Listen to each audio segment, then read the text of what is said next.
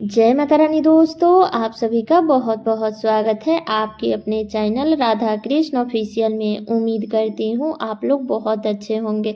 तो ये बताने के लिए कमेंट बॉक्स में जय माता दी जरूर लिखिएगा। तो चलिए दोस्तों, आज हम इस वीडियो में माघ महात्म्य के 28वें अध्याय की कथा सुनेंगे और साथ ही में बड़े ही सुंदर माता भगवती की कथा भी सुनेंगे। तो आप लोग कथा पूरा जरूर सुनिएगा और कथा सुनने के बाद आप लोग वीडियो को लाइक और चैनल को सब्सक्राइब जरूर कर दीजिएगा। तो चलिए सुनते हैं पहले माता भगवती की कथा। प्राचीन काल में मनोहर नगर में पेठक नाम का एक ब्राह्मण रहता था। वह माँ भगवती का बहुत बड़ा भक्त था। उस ब्राह्मण की एक बहुत ही सुंदर कन्या थी। वह कन्या सर्वगुण संपन्न थी। उस कन्या का नाम सुमति था। वह कन्या दिन प्रतिदिन इस प्रकार बढ़ने लगी जैसे कि चंद्रमा की काली बढ़ती हो।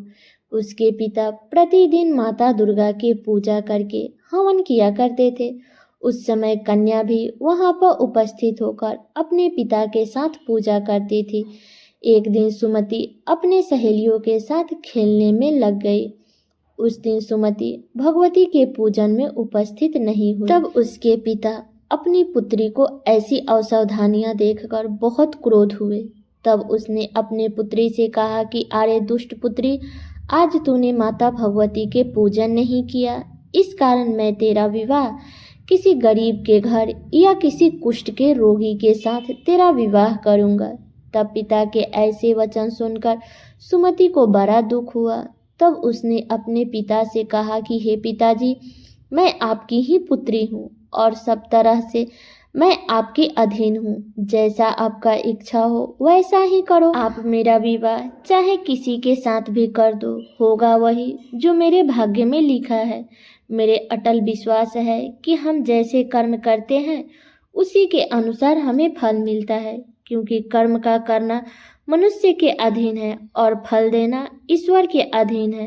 ब्राह्मण को अपनी पुत्री का इस प्रकार का वचन सुनकर ब्राह्मण ने गुस्से में अपनी कन्या का विवाह एक कुष्ठ रोगी के साथ करा दिया और क्रोध में भरे ब्राह्मण ने अपनी पुत्री से कहने लगा कि हे पुत्री, जाओ और अपने कर्मों का फल भोगो और हम देखते हैं कि तुम अपने भाग्य के भरोसे रहकर क्या कर पाती हो। पिता के ऐसे कड़वे वचन को सुनकर सुमति के मन में विचार आने लगा कि मेरा बहुत ही दुर्भाग्य है कि मुझे ऐसा पति मिला है।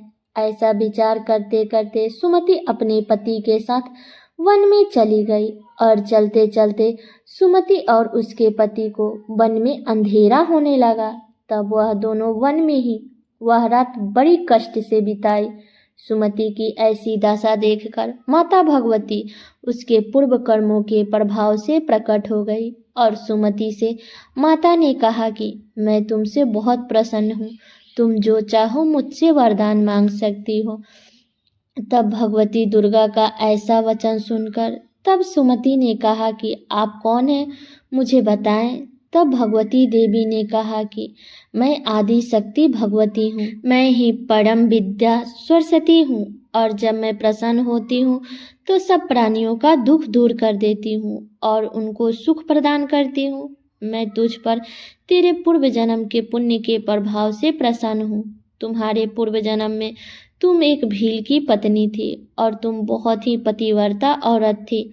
एक दिन तेरे पति ने चोरी की। चोरी करने के कारण तुम दोनों को सिपाहियों ने पकड़ लिया और ले जा करके कैद खाने में बंद कर दिया और उन लोगों ने तुम्हें और तुम्हारे पति को भोजन भी नहीं दिया। इस प्रकार उस समय नवरात्रि का दिन चल रहा था। इस प्रकार नवरात्रि के दिनों में तुमने ना ही कुछ खाया और ना ही कुछ पिया। इस प्रकार 9 दिनों तक नवरात्रि का व्रत हो गया।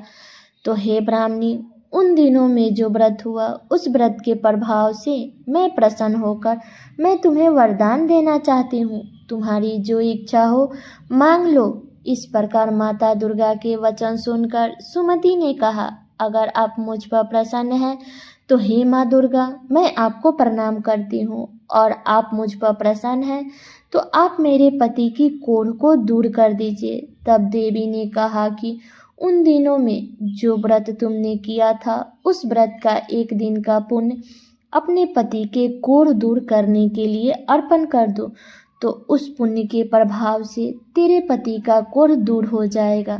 तब इस प्रकार के वचन सुनकर सुमति बहुत प्रसन्न हुई और अपना पुण्य अर्पित कर दिया, तो उसका पति निरोग होकर बहुत ही सुंदर हो गया। तब सुमति अपने पति का ऐसा रूप देखकर सुमति ने देवी की स्तुति करने लगी और कहने लगी कि आप दूसरे की दुर्गति को दूर करने वाली, तीनों लोकों में संताप हरने वाली, समस्त दुखों को दूर करने वाली, रोगी मनुष्य को निरोग काया देने वाली और प्रसन्न होकर मनवांछित फल देने वाली और दुष्टों का नाश करने वाली तुम जगत की माता हो। मेरे जैसा निरपराध अबला को मेरे पिता ने एक कुष्ठ मनुष्य के साथ विवाह करके मुझे घर से निकाल दिया। तब से पिता के तिरस्कार से मैं वन में घूम रही हूँ। तब आपने मेरा उद्धार किया है, तो हे देवी मैं आपको प्रणाम करती हूँ और आप मेरी रक्षा करना। तब सुमति की ऐसी वचन सुनकर देवी प्रसन्न हुई। तब देवी ने सुमति को अति बुद्धिमान, धनवान, कीर्तिमान और जितेंद्रिय पुत्र होगा ऐसा वरदान माता ने सुमति को दिया। तो हे देवी जैसे आपने सुमति पर कृपा की वैसे ही कृपा हम सब पे करना। तो सब लोग बोलिए माता रानी की जय। तो अब चलिए सुनते हैं माघ महात्म्य के 28वें अध्याय की कथा। तो जैसे कि आपने पिछले अध्याय में सुना था कि कैसे पार्थिक से प्रेत ने जल मांगे, तो पार्थिक ने उस प्रेत को जल दिया और प्रेत ने उस जल को पिया और उसी समय प्रेत का शरीर छोड़ करके दिव्यधारी हो गया। अब इसके आगे की कथा श्रवण कीजिए। वशिष्ठ जी कहने लगे कि हे राजा दिलीप, बहुत से जन समूह सहित अक्षुद सरोवर में स्नान करके सुखपूर्वक मोक्ष को प्राप्त हो गए हैं। तब लोमस जी कहने लगे कि संसार रूपी इस तीर्थ में राजा को सबको श्रद्धापूर्वक देखो।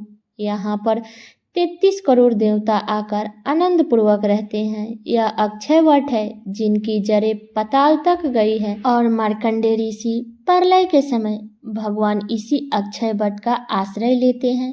यही शिव जी की प्रिय भगवती भागीरथी है जिसकी सिद्ध लोग सेवा करते हैं। यह गंगा स्वर्ग के हेतु पताका है। इसका जल पीकर मनुष्य मुक्त हो जाते हैं। हे मुनि, सभी प्राणी इसी नदी को यमुना से मिली हुई पाते हैं। इसका संगम बड़े पुण्य से प्राप्त होता है। इसके स्नान से जन्म मृत्यु रूपी दावानल से कोई नहीं तपता, परंतु ज्ञान प्राप्त करके मुक्त हो जाता है। यहाँ पर स्नान करने से सभी प्राणी बिना ज्ञान के भी मुक्त हो जाते हैं। इसलिए ब्रह्मा जी ने यहाँ यज्ञ करने की इच्छा की थी। इसी संगम में भगवान विष्णु ने स्त्री प्राप्ति की इच्छा से स्नान करके लक्ष्मी जी को प्राप्त किया। यहाँ पे त्रिशूलधारी शिव जी ने त्रिपर दैत्यों को मारा था और प्राचीन काल में उर्वशी स्वर्ग से गिरी तथा स्वर्ग पाने की इच्छा से यहाँ पर ही उसके स्नान करने से नहुस कुल के राजा ययाति ने वंशधर पुत्र प्राप्त किया। यहाँ पर इंद्र ने प्राचीन काल में धन की इच्छा से स्नान किया था और माया से कुबेर के सब धन को प्राप्त किया था। प्राचीन काल में नारायण तथा नर ने हजारों वर्ष तक प्रयाग में निराहार रहकर उत्तम धर्म किया था। यहाँ से जयगा सभ्य सन्यासी ने महादेव जी जैसा शक्ति वाले से विजय पाई थी तथा अनिमा आदि योग्य के अति दुर्लभ ऐश्वर्य प्राप्त किए थे। इसी क्षेत्र में तपस्या करके श्री भारद्वाज सप्त ऋषियों में सम्मानित हुए। जिन्होंने भी यहाँ पे स्नान किया सबको स्वर्ग की प्राप्ति हुई। इसलिए हमारे विचार से तुम त्रिवेणी में स्नान करो। इस स्नान से पहले किए हुए तुम्हारे सब पाप नष्ट हो जाएंगे और संपूर्ण वैभव को प्राप्त हो जाओगे। ऋषि के इस प्रकार के सत्य वचन सुनकर सभी ने त्रिवेणी में स्नान करने लग गए और उसी स्नान करने से सबकी पिशाचियता नष्ट हो गई। साप से भी मुक्त होकर उन्होंने अपना शरीर धारण कर लिया। वेदनिधि ने अपनी संतान को देखकर प्रसन्नचित होकर लोमस जी को संतुष्ट किया और कहा कि आपके अनुग्रह से ही श्राप से विमुक्त हुए। अब आप इन बालकों के योग्य धर्म को कहिए। लोमस जी ने कहा कि इस युवा कुमार ने वेदों का अध्ययन समाप्त कर लिया है, इसलिए इन कन्याओं के प्रीतिपूर्वक कर कमलों को ग्रहण करे। तब लोमस जी तथा अपने पिताजी के आज्ञा से इस ब्रह्मचारी ने 5 कन्याओं से विवाह किया। इन कन्याओं के सब मनोरथ पूर्ण हुए। जिसके घर में लिखा हुआ यह महत्व पूजा जाता है, वहाँ नारायण ही पूजे जाते हैं। पुष्कर तीर्थ में, प्रयाग में, गंगा सागर में, देवालय में, कुरुक्षेत्र में तथा विशेष करके काशी में इसका पाठ अवश्य करना चाहिए। पुष्कर तीर्थ में ग्रहण के अवसर पर इसके पाठ का दुगुना फल मिलता है और मरने पर वैष्णव पद को प्राप्त होता है। तो ये है माघ महात्म्य के 28वें अध्याय की कथा। तो ये कथा यहीं पे समाप्त हुआ। इसके आगे की कथा आप लोग अगले अध्याय में सुनिएगा। तो ये कथा यहीं तक का था। कैसा लगा ये कथा आप लोग कमेंट करके ज़रूर बताइएगा। चैनल पे नए आए हैं तो सब्सक्राइब कर दीजिएगा, वीडियो को लाइक कर दीजिएगा और वीडियो को शेयर कर दीजिएगा ताकि हर कोई माघ महात्म्य के 28वें अध्याय की कथा को सुन सके। तो चलिए दोस्तों, मिलती हूँ अगले वीडियो में किसी नए वीडियो के साथ में। तब तक के लिए नमस्कार।